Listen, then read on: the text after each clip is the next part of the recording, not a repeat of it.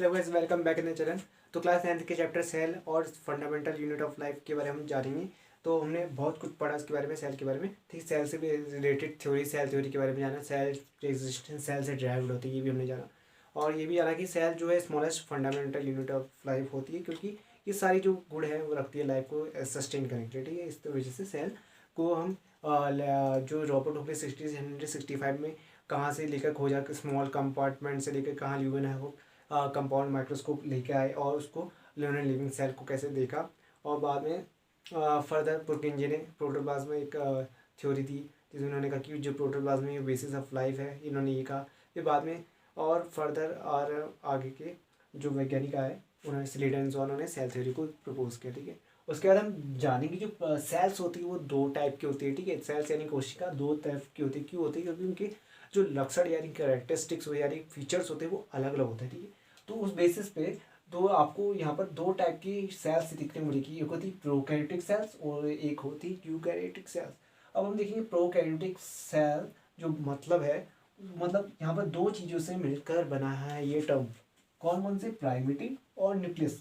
Primitive का मतलब होता है पुराना और न्यूक्लियस मतलब होता है केंद्र, यानी कि सेंटर वाला जो पार्ट है जहाँ पर आपकी जेनेटिक मटेरियल रहता है। तो प्रोकैरियोटिक सेल्स ऐसी सेल्स है जिनमें जो न्यूक्लियन है या न्यूक्लियस है वो प्रिमिटिव टाइप का है। तो मतलब उसमें भी जो फीचर है वो एडवांस नहीं है।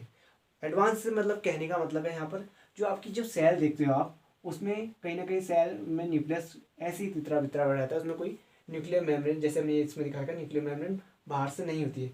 केवल आपको यहाँ पर इस टाइप का ऐसा दिखने को मिलेगा। देखिए, ये जो प्रोकैरियोटिक सेल्स है उसमें केवल ऐसा दिखेगा आपको, इस तरीके से सेल दिखेगी और कहीं ना कहीं इसमें जेनेटिक मटेरियल ऐसा फैला होगा। ठीक है, और यहाँ पर भी साइटोप्लाज्म ऐसे ऐसे लगा होगा, तो आपको एकदम डिफाइन नहीं होगा कि भाई इसमें से आपका न्यूक्लियस कौन सा पार्ट है और कौन सा साइटोप्लाज्म है। तो इस तरीके से हम कहेंगे डिफ्रेंशिएशन नहीं कर पाएंगे। तो इसलिए हम कहेंगे अगर न्यूक्लियर मेम्ब्रेन प्रेजेंट है किसी सेल के अंदर, तो हम कहेंगे ये प्रोकैरियोटिक सेल्स है। क्यों? क्योंकि इसमें आपका न्यूक्लियर मेम्ब्रेन प्रेजेंट ही। अगर यहीं पर हम बात करें दूसरे यूकैरियोटिक सेल की, तो उसमें अगर जो जेनेटिक मटेरियल है वो एक न्यूक्लियस मेम्ब्रेन से बाउंड है। किससे? न्यूक्लियर मेम्ब्रेन से बाउंड है। एक ऐसी मेम्ब्रेन जो न्यूक्लियर को बाउंड करती है। ठीक है, जो न्यूक्लियर को ढक देती है, प्रोटेक्ट करती है साइटोप्लाज्म के मटेरियल से। ठीक है, साइटोप्लाज्म के मटेरियल से। तो ऐसी सेल होगी यूकैरियोटिक सेल। तो अब साइज की बात करें तो ये आपने जाना कि न्यूक्लियस को हम क्यों प्राइमेटिव और क्यों एडवांस कह रही है। ठीक है, तो अब साइज की बात करें तो साइज जो है 1 से 10 माइक्रोमीटर तक होता है प्रोकैरियोटिक सेल का।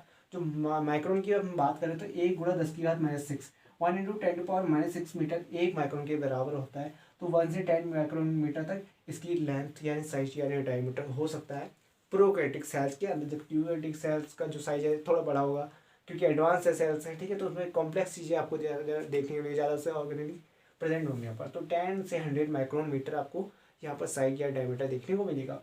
जबकि बात करें सेल वॉल, तो सेल वॉल भी है। तो यहाँ पर पहले मैं आपको समझाता हूँ। तो यहाँ पर सेल के अंदर बहुत सारे कंपोनेंट्स होते हैं। ठीक है, बहुत सारे ऑर्गेनेल होते हैं, जैसे प्लाज्मा मेम्ब्रेन हो गया, सेल वॉल हो गया, माइटोकॉन्ड्रिया हो गया, राइबोसोम्स हो गया, लाइसोसोम हो गया, एंडोप्लाज्मिक रेटिकुलम, इसे ईआर से रिप्रेजेंट करती है, गोल्जी बॉडी या गोल्जी अपैरेटस का हो, न्यूक्लियस हो गया जिसमें डीएनए आरएनए ये सब जेनेटिक मटेरियल कंसिस्ट रहता है।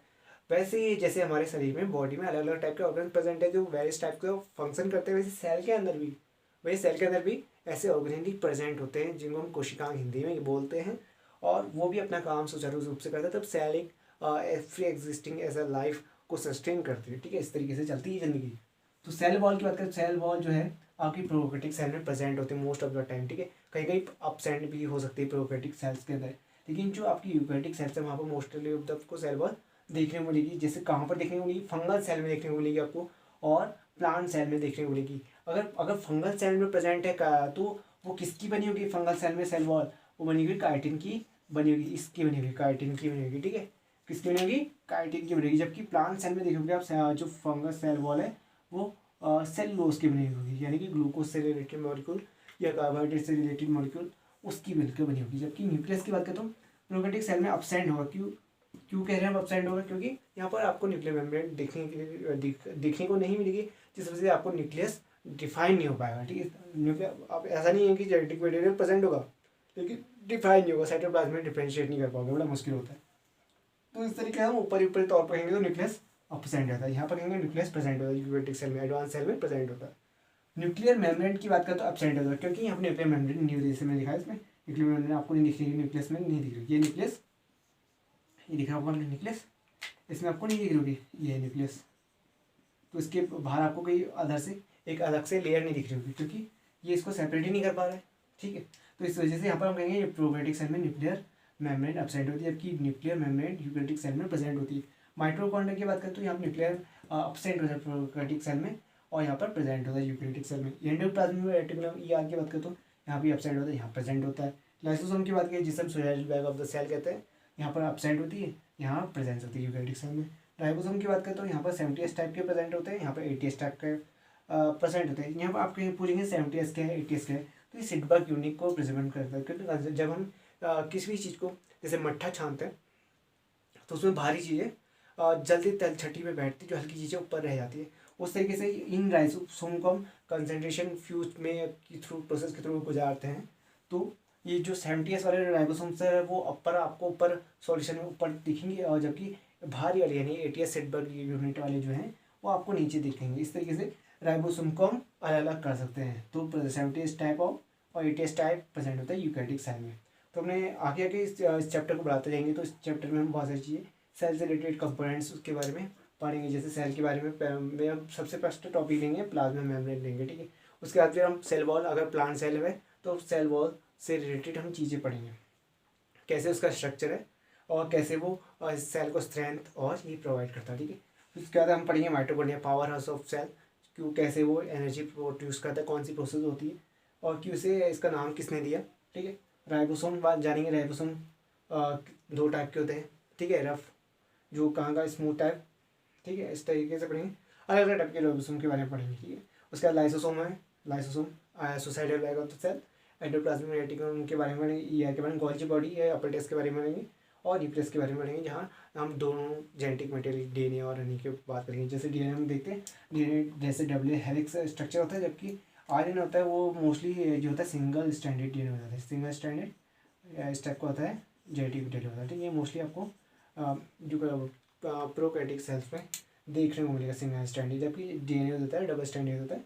और इस तरीके से एंटी पैरेलल एक दूसरे के चलते हैं, जो 2 स्ट्रैंड होते हैं, एक 3' to 5' चलता है, एक 5' to 3' चलता है। और इसमें यहाँ पर प्यूरिन और प्रोडामिन नाइट्रोजनस बेस लगे होते हैं थोड़ी थोड़ी दूरी पर, ठीक है, कुछ एंगस्ट्रम की दूरी पर लगे होते हैं। और इस तरीके से हमारा जेनेटिक मटेरियल वो सारी जो इन्फॉर्मेशन है अपने पास रखे रहता है, प्रोटीन्स के फॉर्म में चाहे नाइट्रोजनस फ्रेम्स के फॉर्म में, इसमें हर चीज़ का इन्वॉल्वमेंट रहता है। हम कैसे पढ़ते हैं, हमारा स्वभाव क्या होगा, ये हर चीज़ जो है डिफाइन करने वाला ये इम्पॉर्टेंट पार्ट जो है DNA ही है, ठीक है। तो आई होप कि आपको प्लांट और यूकेरियोटिक सेल्स में या प्रोकैरियोटिक सेल्स और यूकेरियोटिक सेल्स में डिफरेंशिएशन पता चलेगा होगा।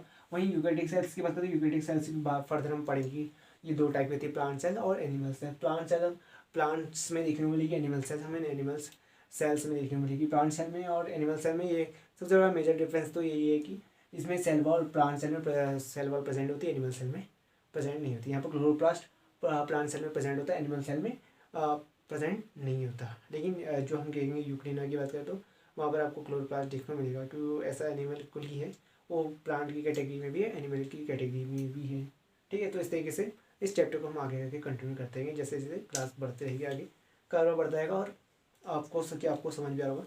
तो इस वीडियो को लाइक शेयर सब्सक्राइब जरूर कीजिएगा। आई होप कि आपको ये पसंद आया होगा वीडियो।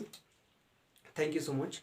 आप अपने कमेंट्स से हमको किस टॉपिक पे हमें बात करनी चाहिए अभी फ़िलहाल इस टॉपिक के अंदर, तो आप हमको सुझाव दे सकते हैं। थैंक यू सो मच जो भी है।